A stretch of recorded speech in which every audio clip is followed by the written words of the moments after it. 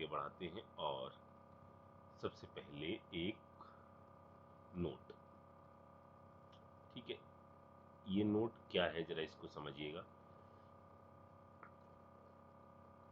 जो फ्रक्टोज है, fructose give Tollens reagent, Fehling solution और Benedict solution test positive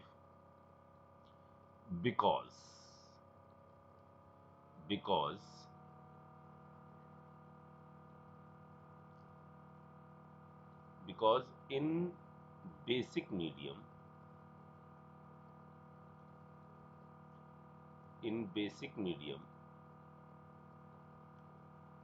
keto group change into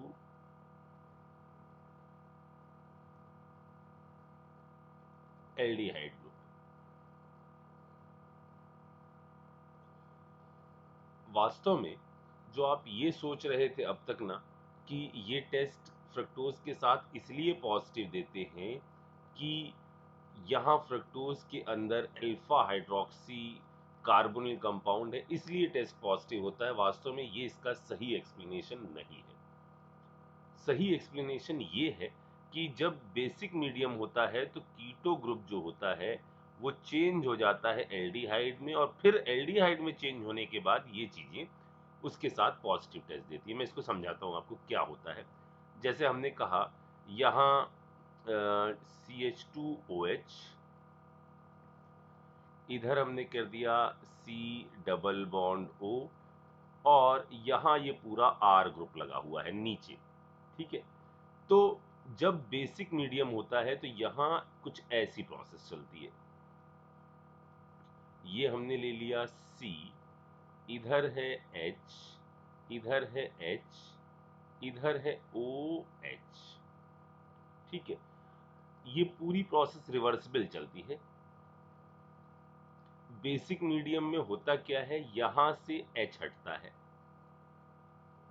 इस पर आता है कौन सा चार्ज बच्चों, निगेटिव चार्ज।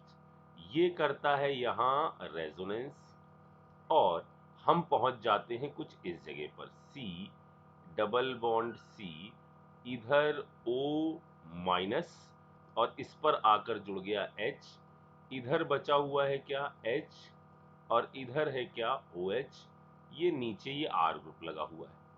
मीडियम अभी भी बेसिक है, एक बार फिर से यहां से निकलता है H, इस पर आता है निगेटिव चार्ज, ये इधर और चूंकि ये sp2 हाइब्रिडाइज्ड है, इस पर जो H आकर जुड़ रहा है वो दोनों साइड से जुड़ सकता है। मतलब इधर डबल बॉन्ड O, इधर आ गया क्या एक H, अब इधर दोनों चीजें हो सकती हैं, मे बी OH इधर आ जाए H इधर आ जाए, इधर R लगा हो, ये भी बन सकता है। और C double bond O H C H OH और इधर R। ठीक है, तो किसी ऑप्शन में ऐसा आ जाए ना कि ऐसा होने के कारण ये टेस्ट पॉजिटिव होता है, तो आप उसको ध्यान रखिएगा कि हाँ वास्तव में यहाँ इस टाइप से एक रीअरेंजमेंट होता है और उस रीअरेंजमेंट की बदौलत क्या होता है, जो कीटोनिक ग्रुप है वो चेंज हो जाता है। यहाँ देखिए क्या आ गया, अब ये एल्डिहाइड आ गया और अब टेस्ट कैसा हो जाएगा, पॉजिटिव। इतनी बात समझ में आ गई। ठीक है, अब हम आगे बढ़ते हैं और बात करते हैं डाइसैकेराइड्स के बारे में।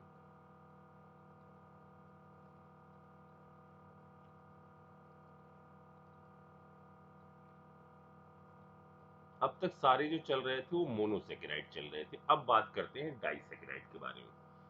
डाइसैकेराइड में हमारे पास आएंगे, सबसे पहला है माल्टोज। ठीक है, माल्टोज किन चीजों का कॉम्बिनेशन है, इसमें आपका अल्फा डी ग्लूकोज की यूनिटें कंबाइन होती हैं। ठीक है, कॉम्बिनेशन होता है C1 और C4 के बीच का। ठीक है, चलिए देखते हैं कैसा होगा। पहले बना लेते हैं अल्फा डी ग्लूकोज, समझते हैं इसके अंदर। यहां हो गया ये, यहां ये, यहां ये, इधर सब फैमिली बना लेते हैं। पहले इधर कर दिया CH2OH, इधर कर दिया H, इधर बीटा में बाहर होता है, यहाँ H, यहाँ OH, ये अल्फा फॉर्म बना दी। ठीक है, ये वो वाली पोजीशन है जहां अटैक हो रहा था। इसके बाद दूसरी पोजीशन पर क्या होता है, दूसरी पोजीशन पर नॉर्मल H इधर, OH इधर, तीसरी पर चेंज होता है, तीसरी पर OH इधर, H इधर, चौथी पर सेम रहता है, H इधर, OH इधर। ये एक अल्फा डी ग्लूकोज की यूनिट बना दी हमने। इसी तरह दूसरी अल्फा डी ग्लूकोज की यूनिट, ठीक है, डी है, इधर कर देते हैं, H अल्फा ही फॉर्म है, H OH, इधर H, इधर OH, इधर OH, H, और यहां आ गया H, और इधर आ गया OH। ठीक है, अच्छा, अब यहां पर जो लिंकेज होनी है वो लिंकेज कैसी होनी है, हमें डाइसैकेराइड बनाना है। मतलब इनसे कहां कहां से लिंकेज हो रही है। देखो बच्चों, ये है कार्बन नंबर 1, ये है C1, ठीक है, और 1 2 3 4 ये है आपका C4। इनको यहां से कंबाइन करना है। और कैसे कंबाइन करना है इनको, इनके मॉलिक्यूल के बीच से वाटर जो है वो रिमूव करवा दीजिए, H2O कंडेंस करवा दीजिए, वाटर हटा दीजिए, तो ये दोनों चीजें आपकी कंबाइन हो जाएंगी ऐसे।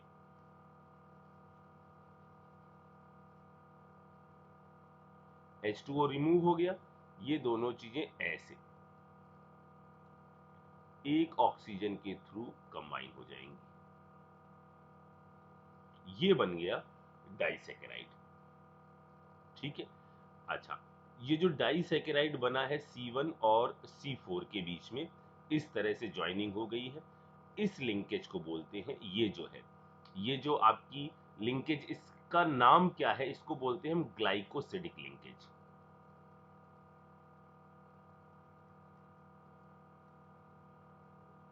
ठीक है, ग्लाइकोसिडिक लिंकेज। और इसका नाम कैसे लिखा जाएगा, दो तरह की ग्लाइकोसिडिक लिंकेज हो सकती है, अल्फा या बीटा।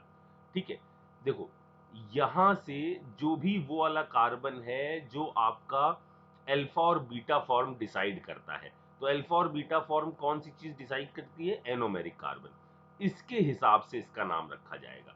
यहां तो एनोमेरिक वाली पोजीशन है नहीं, इसकी एनोमेरिक पोजीशन तो ये है, ये C4 के साथ इसकी ज्वाइनिंग हुई है, तो इसका नाम क्या होगा। देखो कौन सा कार्बन एनोमेरिक वाला है, ये वाला कार्बन एनोमेरिक वाला है। ये जिस भी फॉर्म की ग्लाइकोसिडिक लिंकेज कर रहा हो, जैसे ये ग्लाइकोसिडिक लिंकेज हुई है किसके साथ, इसकी कौन सी फॉर्म के साथ, अल्फा फॉर्म के साथ, तो इसका नाम हो जाएगा क्या, अल्फा ग्लाइकोसिडिक लिंकेज। समझ में आ रही मेरी बात। अगर ये ऐसे ऊपर की तरफ से कहीं ज्वाइनिंग करता तो नाम क्या हो जाता, बीटा ग्लाइकोसिडिक लिंकेज। ये ग्लाइकोसिडिक लिंकेज एक एसिटल लिंकेज है। एसिटल ग्रुप को आपस में आप जोड़ रहे हो ना, यहां देखो ये किस टाइप की लिंकेज हो गई, ओ आर इस टाइप की लिंकेज है ना। इस कार्बन पर देखो क्या है, ऐसे इधर O और इधर ये, और जो आपने इस साइड से इसको जोड़ा है इसमें भी O और इधर पूरा ये, तो ये जो लिंकेज बनी है इस लिंकेज को हम कहते हैं कि एसिटल लिंकेज है। अब पहली बात, जो पहला क्वेश्चन आएगा वो ये क्वेश्चन आता है कि माल्टोज आपका रिड्यूसिंग है या नहीं है, ये आपका रिड्यूसिंग शुगर है या नहीं है।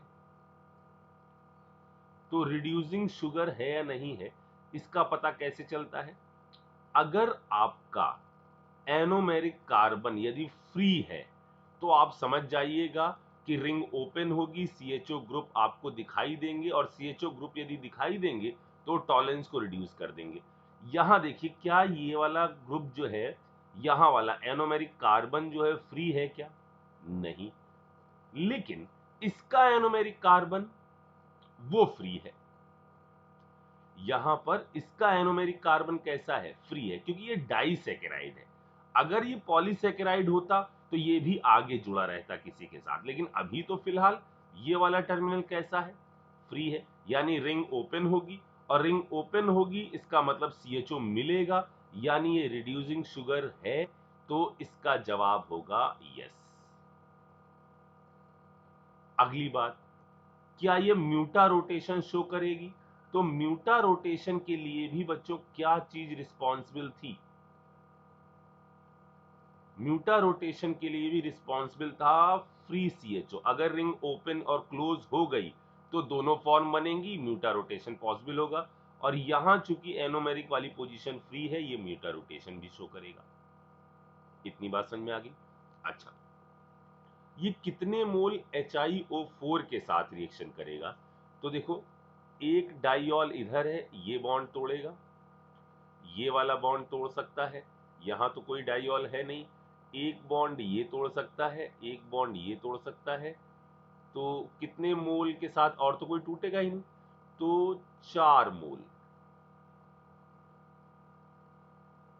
HiO4 के साथ इसकी रिएक्शन होगी।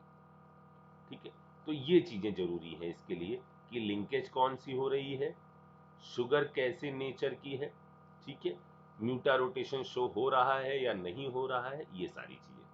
ठीक है, एक और देखते हैं। अगला है हमारा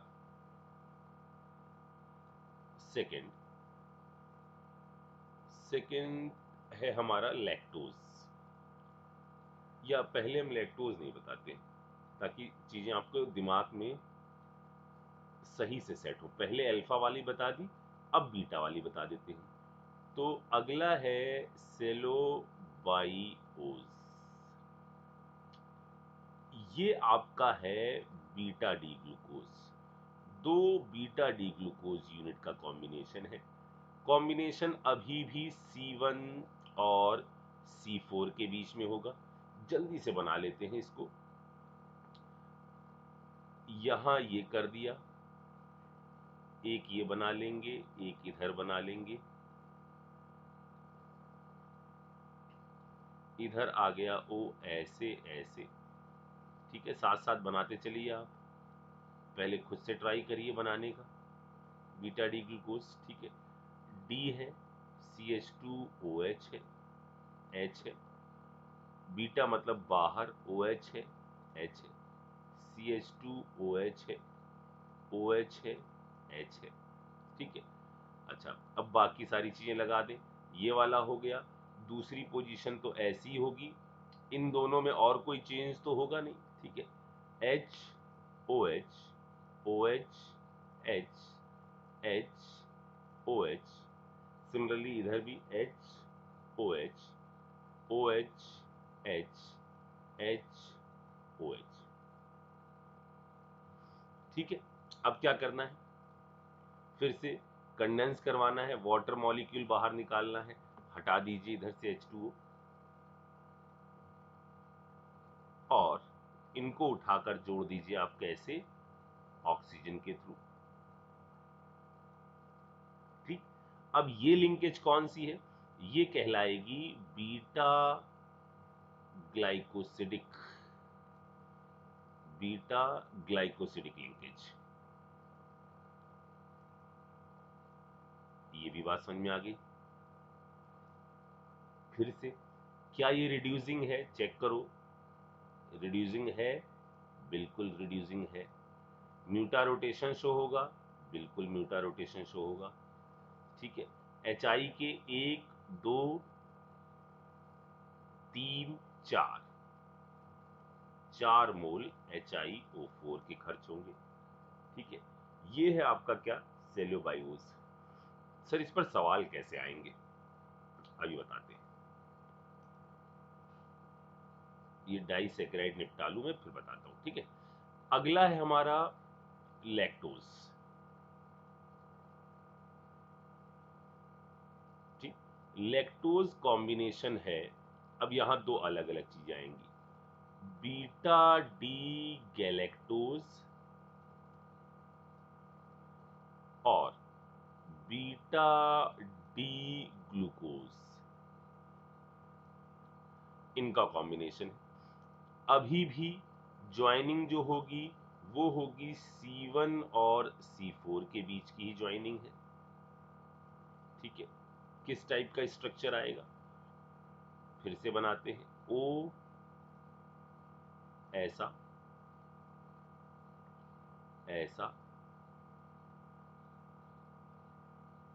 बीटा डी ग्लूकोज और बीटा डी गैलेक्टोज में क्या रिलेशन है, क्या आप बता सकते हैं? जरा सोचो क्या रिलेशन होता था बीटा डी ग्लूकोज में और बीटा डी गैलेक्टोज के अंदर। ठीक है, फिलहाल हम ये बीटा डी ग्लूकोज ये वाला मॉलिक्यूल बना रहे हैं, HOH CH2OH। ठीक है, यहाँ OH H CH2OH H OH OH H। क्या अंतर होता था? अंतर ये होता है कि C4 इपीमर है गैलेक्टोज। याद करो अमित गूगल। ठीक है, यहाँ C4 इपीमर है, मतलब इधर OH इधर H। ठीक है, अब क्या करें, फिर से वाटर एलिमिनेट कराओ, वही सेम चीज चलेगी, कुछ भी खास नहीं। बस ध्यान रखना है आपको कि जो टर्म्स यूज हो रहे हैं, हमने जैसे आपको बताया कि कौन सी लिंकेज का नाम कैसा है, ये कौन सी लिंकेज है। अब ये वाली कौन सी लिंकेज है, अभी भी ये आपकी है बीटा ग्लाइकोसिडिक लिंकेज। ठीक है, ये आपकी अभी भी है beta glycosidic linkage.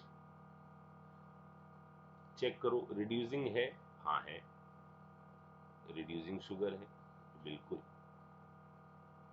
Reducing sugar है, फ्री मिल रहा है CHO ग्रुप, तो म्यूटा रोटेशन भी शो होगा। और 1 2 3 4 अभी भी 4 मोल HiO4 के खर्च होंगे। ठीक है, अच्छा, और इसमें लास्ट है, और ये बहुत इंपॉर्टेंट है, सुक्रोज।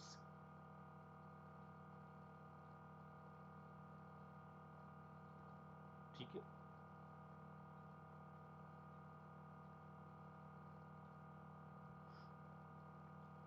इसमें यूज होता है अल्फा डी ग्लूकोज और बीटा डी फ्रक्टोज, इनका कॉम्बिनेशन। ठीक है, यहां मेरी बात सुनो जरा सा, कुछ चीजें यहां पर सुनो। सुक्रोज का मॉलिक्यूल जो इन दोनों का कॉम्बिनेशन है, सुक्रोज का खुद का ऑप्टिकल रोटेशन जो है वो प्लस का 66 डिग्री का होता है। अल्फा डी ग्लूकोज का होता है 52.5। ठीक है, सब दोनों फॉर्म एग्जिस्ट करेंगे ना, डी भी आ जाएगी और अल्फा वाली भी आ जाएगी, तो नेट का रोटेशन इसका ग्लूकोज का कितना होता है 52.5, और इसका रोटेशन होता है -92। हमने कहा था ना अल्फा डी प्लस होता है तो ये पॉजिटिव, लेकिन हमने कहा था कि डी यदि ग्लूकोज का होता है तो ग्लूकोज का डी कैसा होता है, निगेटिव होता है। तो होता क्या है बच्चों, यदि सुक्रोज के मॉलिक्यूल को पानी में मिलाया जाए तो वो इन दोनों चीजों में टूट जाता है। तो पहले ऑप्टिकल रोटेशन एक डायरेक्शन में रहता है, और जब आप पानी में मिला देते हो तो ऑप्टिकल रोटेशन जो है वो पलट जाता है, बदल जाता है। ठीक है, इस कॉम्बिनेशन को, एक मिक्सचर को बोलते हैं हम, जिसमें हमारा जो रोटेशन है, ऑप्टिकल रोटेशन जो चेंज हो गया है इस मिक्सचर के कारण, इस मिक्सचर को बोला जाता है क्या चीज, इन्वर्टेड शुगर।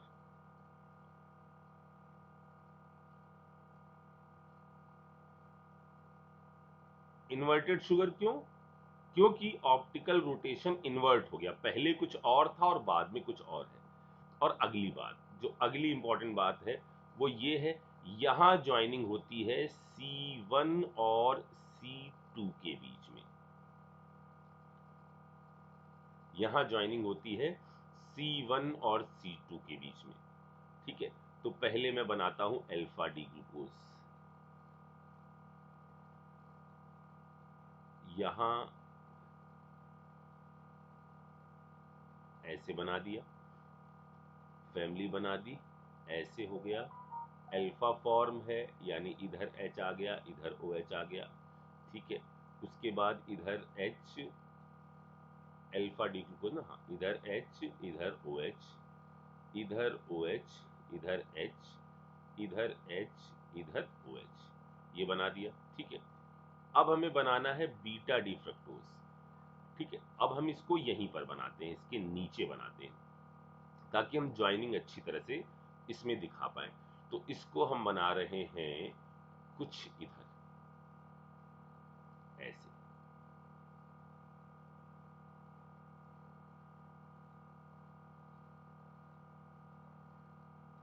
ठीक है।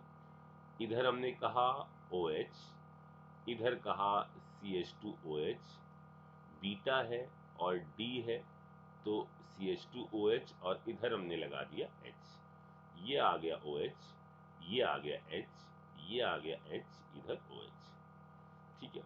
अब दोनों से वाटर मॉलिक्यूल निकाल दो, इसका C1 चाहिए और इसका C2 चाहिए।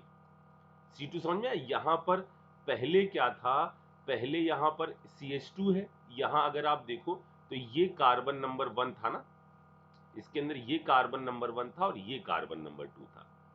फ्रक्टोज के अंदर ऐसे था ना, CH2OH, फिर था C डबल बॉन्ड O, फिर आगे चलकर H था, OH था, OH था, H था, फिर आपका कितने कार्बन हुए, 4, ये था, उसके बाद लास्ट में CH2OH था, 3 3 6, ठीक है। हम ज्वाइनिंग कहां से करवाते थे, यहां से करवाते थे, तो इसका अटैक इस पर होता था, तो इसके और इसके बीच में ऑक्सीजन आया है, तो ये ऑक्सीजन इसके और इसके बीच में आया, तो कार्बन नंबर ये कौन सा है, 2 वाला, ठीक है।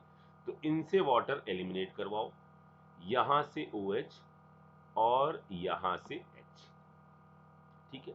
इसको मैं कैसे दिखा दूं, सिंपली ऐसे ऑक्सीजन ऐसे दिखा, ठीक है। अब यहां इसके रिस्पेक्ट में ज्वाइनिंग कहां से हो रही है, ये कौन सी फॉर्म से ज्वाइनिंग करवाई है आपने, इसकी ली है आपने अल्फा फॉर्म, और इसकी ली है कौन सी फॉर्म, बीटा फॉर्म, तो इसका नाम अल्फा ग्लाइकोसिडिक लिंकेज ये भी कहा जा सकता है, या इसको अल्फा बीटा, ऐसे भी इसका अल्फा और इसका beta, alpha beta glycosidic linkage, या alpha with respect to this और beta with respect to this, इनमें कोई भी चीज जो है वो सही है। अब मजेदार बात, इसको आप क्या कहोगे, इसके अंदर यदि हम रिड्यूसिंग नेचर के बारे में, इस शुगर के बारे में बात करें कि ये शुगर आपका रिड्यूसिंग नेचर शो करेगी या नहीं करेगी, ये आपका रिड्यूसिंग नेचर शो करेगी या नहीं करेगी, तो जरा देखो, ये भी ब्लॉक है, ये भी ब्लॉक है, कोई भी रिंग ओपन नहीं हो पाएगी, यानी ये आपकी नॉन रिड्यूसिंग शुगर है, नॉन रिड्यूसिंग शुगर है, नो म्यूटा रोटेशन,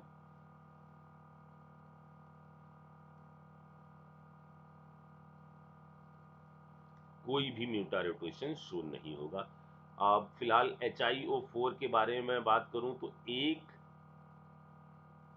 एक 2 3 3 मोल खर्च होंगे HiO4 के, तो ये जो है ये बाकियों से थोड़ा सा अलग आया, ठीक है। अच्छा, अब इस पर बेस सवाल एक आध, पहले अब पॉलीसेकेराइड पर बढ़ने से पहले कुछ सवाल देखते हैं, जैसे नोट करो पहले इनको,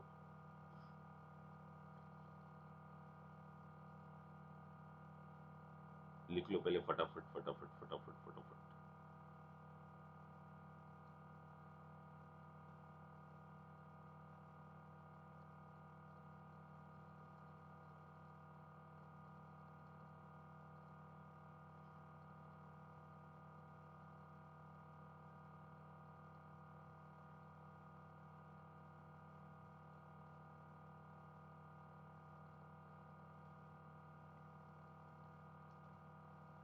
auto rotation does not occur in which of the following compound. Auto rotation का मतलब समझ में आया, खुद ब खुद रोटेशन, यानी बात किसकी हो रही है, म्यूटा रोटेशन की हो रही है। तो म्यूटा रोटेशन किसमें हो पाएगा, किसमें नहीं हो पाएगा। तो यदि एक ही साइक्लिक कंपाउंड है तब तो उसमें कोई दिक्कत ही नहीं है, रिंग तो ओपन होगी ही होगी, ये हटेगा, ये तो रिंग ओपन होगी, म्यूटा रोटेशन इसमें तो होगा। ठीक है, अब बात कर लेते हैं इनमें। आपको क्या चीज चेक करनी है बच्चों, एनोमेरिक पोजीशन वाली। यहां तो ब्लॉक है लेकिन इधर फ्री है, इधर भी होगा इधर भी होगा, मतलब ये अपना जवाब नहीं होगा, क्योंकि कहा जा रहा है कि किसमें नहीं होना चाहिए। ये अपना जवाब नहीं है, ये अपना जवाब नहीं। इसमें आ जाओ, anomeric, anomeric block, anomeric block, यानी ये होगा अपना सही जवाब। सिमिलरली इधर देखो, which of the following disaccharide is non reducing sugar.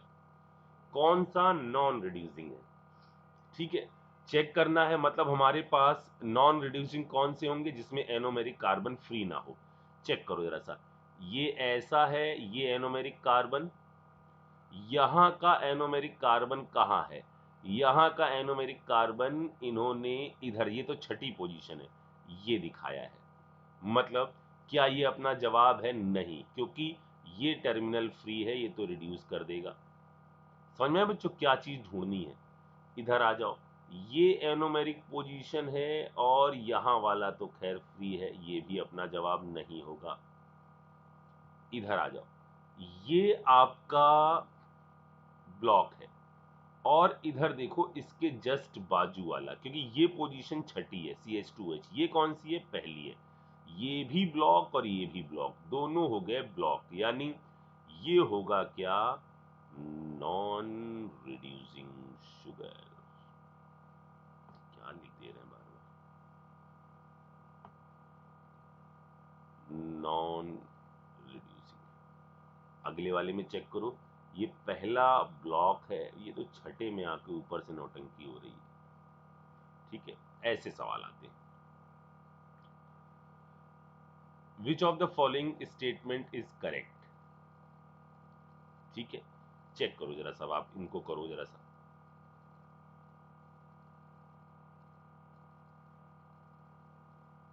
कुछ के आंसर दिए हुए हैं, ठीक है, और बाकी आप ट्राई करो फटाफट और मुझे बताओ क्या आ रहा है। ठीक, मैं थोड़ा सा आगे बढ़ता हूं और यहां मैं बात करता हूं अगली चीज के बारे में। अगली चीज है हमारी पॉलीसेकेराइड। ठीक है, अगली चीज है हमारी पॉलीसेकेराइड।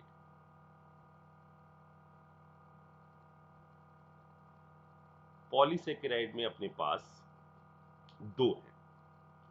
ठीक है, पहला है हमारा स्टार्च। ठीक है, अब ये कई सारी n यूनिट्स कंबाइन होंगी। ठीक है, स्टार्च जो किनका कॉम्बिनेशन है, अल्फा डी ग्लूकोज यूनिट का कॉम्बिनेशन है। ठीक है, ये भी पूछ लिया जाता है कि किनका कॉम्बिनेशन है। ठीक है, और स्टार्च वास्तव में दो चीजों से मिलकर बना होता है। स्टार्च वास्तव में दो चीजों से मिलकर बना होता है। इसमें एक होता है, एक को हम कहते हैं एमाइलोज, और एक को बोलते हैं एमाइलोपिक्टिन।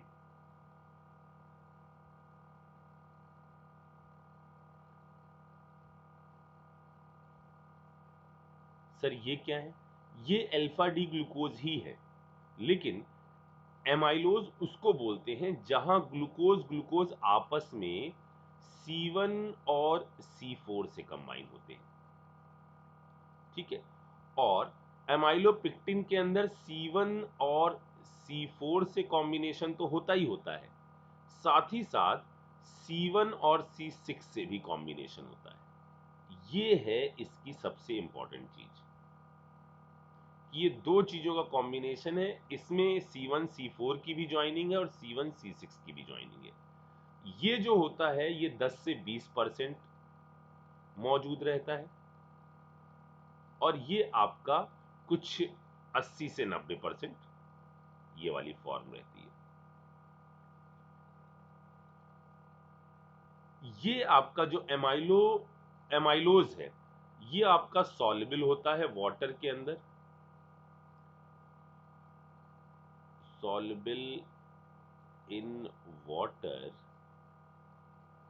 And give blue colour with I2। आपने पढ़ा स्टार्च आयोडाइड पेपर के साथ ब्लू कलर, वो स्टार्च जो होता है ना, उसमें ये वाला भाग होता है एमाइलोज वाला, ठीक है। अच्छा, पहले इसके अंदर ज्वाइनिंग देखो कैसे होती है। जैसे बच्चों देखो, इसको मैं आपको ऐसे सिखाऊं कि पहले ये पूरी चलती रहती है C1 C4 C1 C4 C1 C4 इस टाइप से, ऊपर भी C1 C4 C1 C4 C1 C4 इस टाइप से। मतलब मैं थोड़ा सा इसको ऐसे दिखाऊं आपको, जैसे ये एक यूनिट है ग्लूकोज की, ठीक है, ये एक दूसरी यूनिट है ग्लूकोज की, ये सारी अल्फा फॉर्म वाली हैं, ठीक है।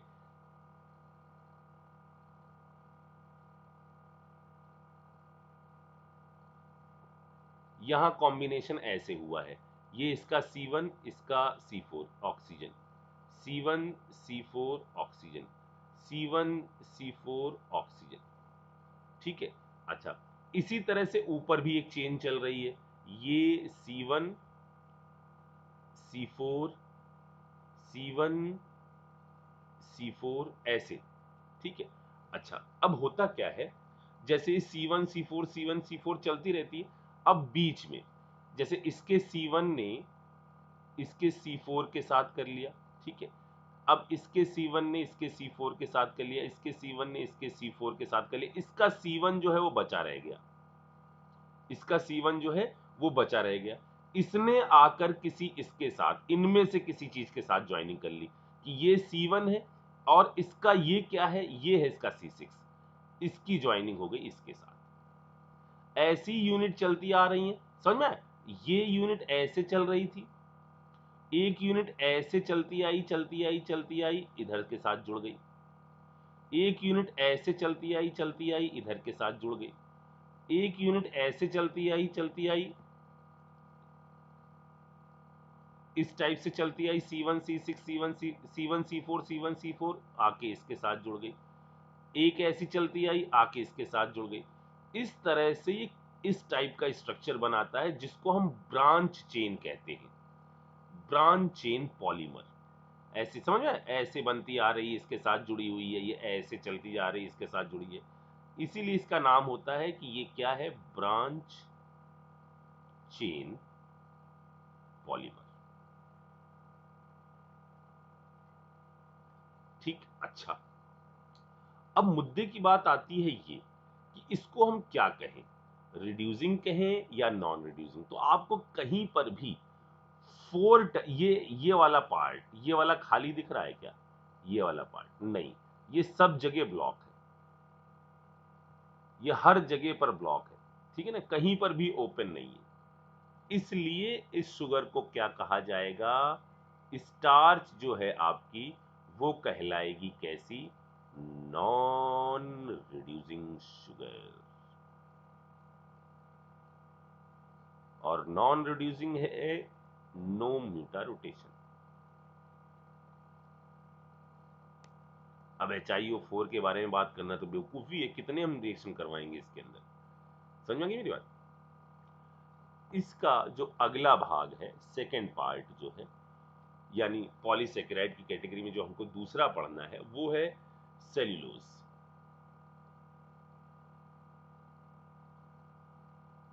Cellulose beta D glucose unit का कॉम्बिनेशन है, कई सारी beta D glucose unit combine होती हैं, और कॉम्बिनेशन अभी भी C1 C4 है, C1 C4 C1 C4 C1 C4 C1 C4 C1 C4, ठीक है।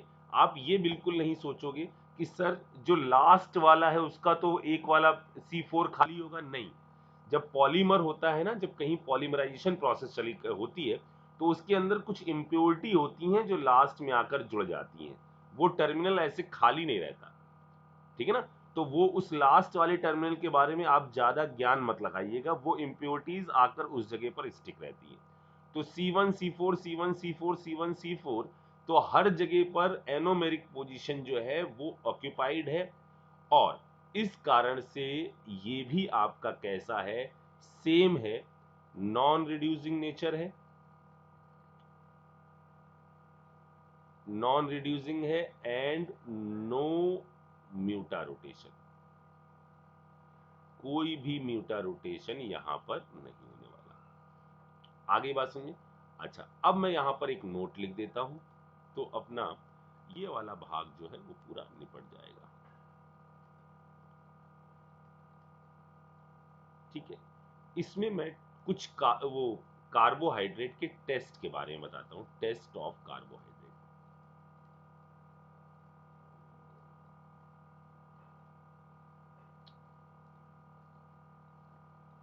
ठीक है, यहां पर जो टेस्ट हैं उनमें 4 टेस्ट हैं। सबसे पहला है मॉलिस टेस्ट, दूसरा है बारफोइट टेस्ट,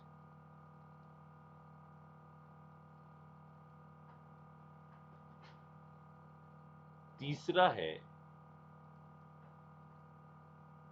सेलिवनॉफ टेस्ट, चौथा है आपका इसका कोई नाम नहीं है, ये सीधे हीट करके बनता है, इसको पहले इसके बारे में बात करते हैं। मॉलिस टेस्ट में करते क्या है, कार्बोहाइड्रेट जब कभी भी अल्फा नेप्थॉल से रिएक्शन करते हैं, इसमें इसके बाद प्रोडक्ट नहीं है अपने सिलेबस में, अल्फा नेप्थॉल से रिएक्शन करते हैं तो रेड या पर्पल कलर का कंपाउंड बनाते हैं।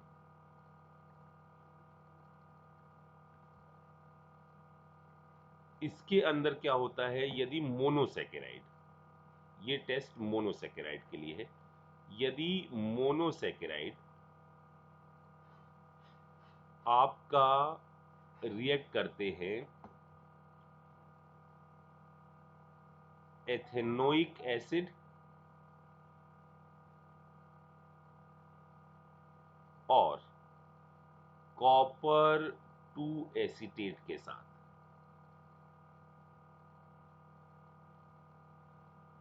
तो ये बनाते हैं आपका रेड कलर का कंपाउंड। ये किसी मैचिंग में आ जाएगा, ठीक है ना, कलर वलर में किसी मैचिंग में आ जाएगा, और अगर किस्मत खराब हुई तो हो सकता है इसी पे अटक जाओ आपकी, ये वाला टेस्ट ही, अदरवाइज 4 ऑप्शन से प्रिडिक्शन लग जाएगा, लेकिन 4 पॉइंट नोट करने में अपन को क्या दिक्कत है।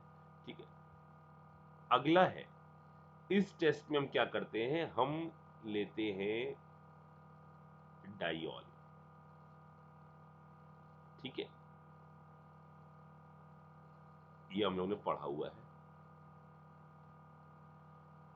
इसकी और HCl के साथ रिएक्शन कराते हैं, जो कंपाउंड बनता है वो कंपाउंड यदि ऐसे कार्बोहाइड्रेट के साथ रिएक्शन कर रहा है जिसमें कीटोन ग्रुप है, तो ये आपका बनाता है deep cherry red colour compound. और यदि एल्डिहाइड है, यदि एल्डिहाइड है तो ये बनाता है पिंक कलर। ठीक है, ये लास्ट वाला इसका कोई नाम नहीं है। जब कार्बोहाइड्रेट को आप हीट करते हो, इनसे HCl करे H2O रिमूव होता है और एक कंपाउंड बनता है फरफ्यूरल।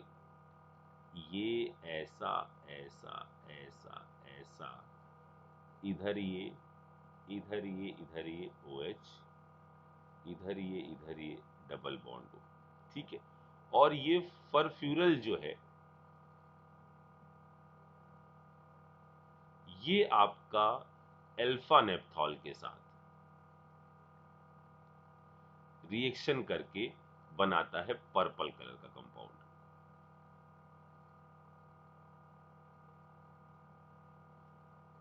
ठीक है, तो ये टेस्ट मेंस के लिए इंपॉर्टेंट है बच्चों, इसलिए इसको जरूर आप याद कर लेना। ठीक है, ये मेंस में पूछे जा सकते हैं। तो इस तरह से अपना पार्ट 1 जो है वो निपट लिया। अब पार्ट 2 में जो है वो आएंगे एमिनो एसिड, उसको देखते हैं। नेक्स्ट टर्न से चालू करते हैं या देखते हैं कुछ बीच में और कुछ डालते हैं। ठीक है, पहले आप इसको निपटाओ जल्दी से।